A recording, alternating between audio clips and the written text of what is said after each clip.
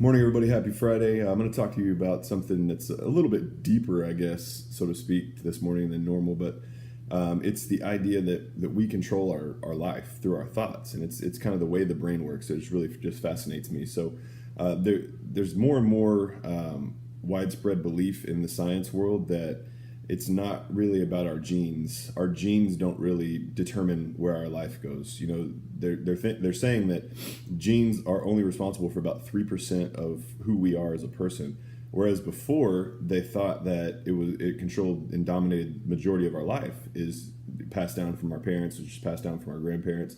That kind of determined our life, and what that left us with is kind of a victim mentality. Like we had no say in who we are or the gifts and talents that we got. We had no say in who we could become because we're going to be just like our parents, which just like our grandparents, and on and on and on. And what they're finding, and it's kind of widely believed now, is something called epigenetics, which means above the genes. Epi means above, so epidermis is your top layer of skin. Epigenetics is above the genes, and basically what they say in epigenetics is that you are a product of your environment and your beliefs.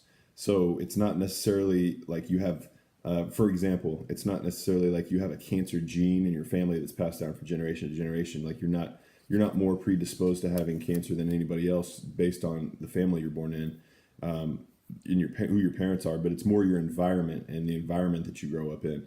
So if they did a study to kind of prove that, and they did it over and over again, and they took adopted children and they studied them, and what they found was adopted children were just as susceptible to that disease in the family as the biological children when they were put in that environment from a very young age. So I found that was very, very fascinating. And so what that means basically is that that's good news for us because we're in control of our lives. We're in control of what we can do in our lives, and it's not just genetically predisposed in us to be successful or be overweight or have these diseases or whatever. We can literally create and not create these things with our minds based on our environment and our beliefs. So I just wanted to share that with you, and I thought that was very, very fascinating that they're kind of going away from more of the predisposed life, the genes determine who you are, more to it's all about environment. So now that we know this, we can start correcting this throughout the course of time, over generation to generation, and then it's going to end up being more widely believed and then accepted, and then people are going to start taking advantage of it because you can literally create your own life through your beliefs. So I just wanted to share that with you this morning. Hope everybody has a great Friday and is planning on having a great weekend, but I will see you all in the morning.